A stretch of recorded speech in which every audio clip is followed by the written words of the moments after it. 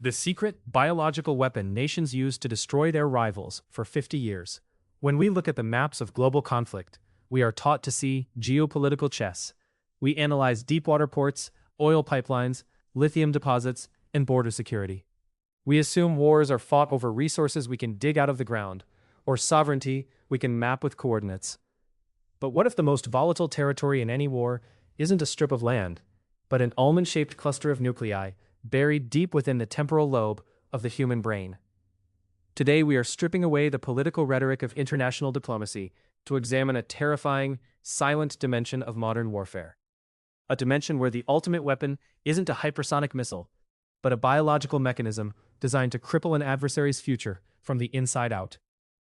This is the reality of how nations weaponize brain chemistry to win the next 50 years.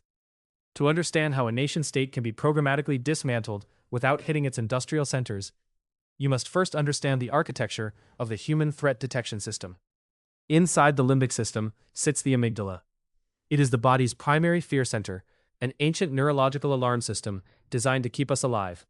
When a threat appears, a predator, a bomb, an incoming artillery shell, the amygdala fires a sub-second chemical command chain. It bypasses the logical prefrontal cortex entirely.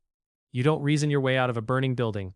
The amygdala forces you to move before your conscious brain can even form a sentence. Under normal, acute circumstances, this system is an evolutionary masterpiece. The amygdala commands the adrenal glands to flood the bloodstream with adrenaline and glucocorticoids. Heart rate spikes, pupils dilate, and non-essential metabolic functions shut down to conserve energy for a singular purpose: fight or flight. But what happens when the threat never goes away? What happens when a child lives in a perpetual loop of air sirens, structural collapses, and systemic terror? Or how about a fabricated pandemic? When a human child is subjected to prolonged existential stress, the hypothalamic pituitary adrenal axis, the HPA axis, gets permanently jammed in the on position. The natural negative feedback loop that shuts down the stress response fails completely. The brain stops receiving a normal fluctuation of neurochemicals. Instead, it becomes an organ perpetually engulfed in a toxic, relentless bath of one specific hormone: cortisol. Here is where the true, dark mechanics of this paradigm reveal themselves.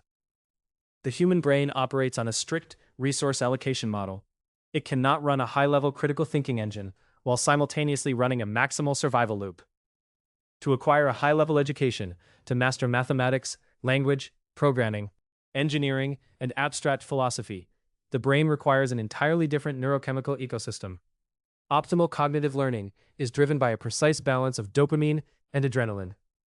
Dopamine acts as the neural currency of reward and focus. It signals to the brain that a piece of information is valuable, reinforcing synaptic pathways and sharpening attention.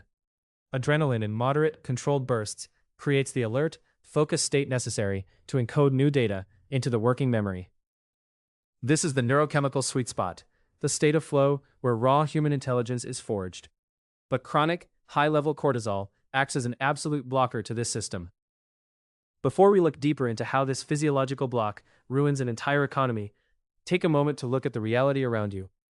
If you want to understand the hidden mechanical frameworks and suppressed truths that shape our world, hit that subscribe button right now and join the Loop of the Unknown channel. We are driven by a single, uncompromising motivation: to expose realities and reveal deep structural secrets that are completely unknown to the general human population, delivering information you will find nowhere else on the internet. By subscribing to Loop of the Unknown, you step out of the manufactured narrative and into the hidden loop of truth. Now, let us return to the cellular destruction of a nation's future. When cortisol levels remain elevated for months or years, the hormone becomes explicitly neurotoxic to the very regions required for academic performance. First, it causes hippocampal atrophy.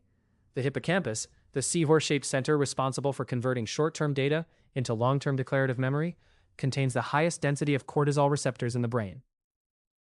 Under sustained cortisol exposure, neurons in the hippocampus retract their dendrites, reducing synaptic connections, halting neurogenesis, and literally shrinking the physical volume of the memory center.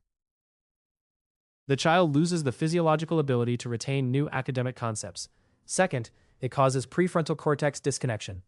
The prefrontal cortex handles working memory, impulse control, and long-term planning. Cortisol systematically disconnected these neural networks. The brain stops prioritizing long-term development because it perceives an immediate, unceasing physical threat. A child growing up in a war zone is not failing to learn because the schools are destroyed or the textbooks are missing. They are failing to learn because their brains have been physically rewired for survival rather than intelligence. The amygdala grows larger and hyperreactive, while the parts of the brain that think and remember wither away. If you are a ruthless geopolitical strategist looking to eliminate a rival nation, you do not just look at their current military capability, you look at their long-term developmental trajectory. What makes a country powerful over a half-century horizon? It is its capacity to produce a highly educated, innovative, and technologically advanced workforce. The wealth of modern nations is generated by their top-tier engineers, scientific researchers, software architects, and economic planners. If you permanently disrupt that pipeline, you destroy the country's future viability without ever needing to occupy its cities. This is the hidden, asymmetrical objective of modern kinetic warfare.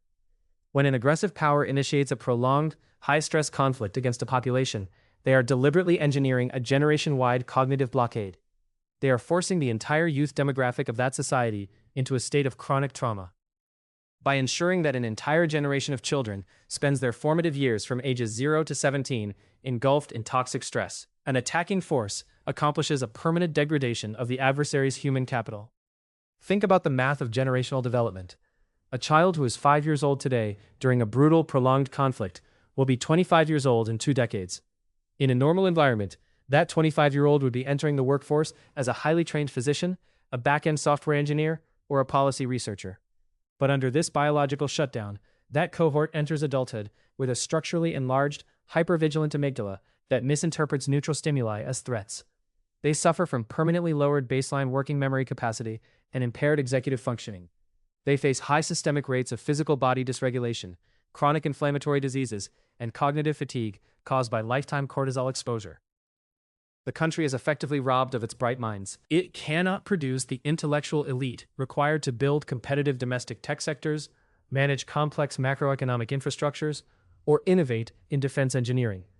For the next 50 years, that society is structurally trapped in a low-value, reactive economy, forced to spend its limited resources on healthcare, basic survival, and societal trauma management rather than advancement.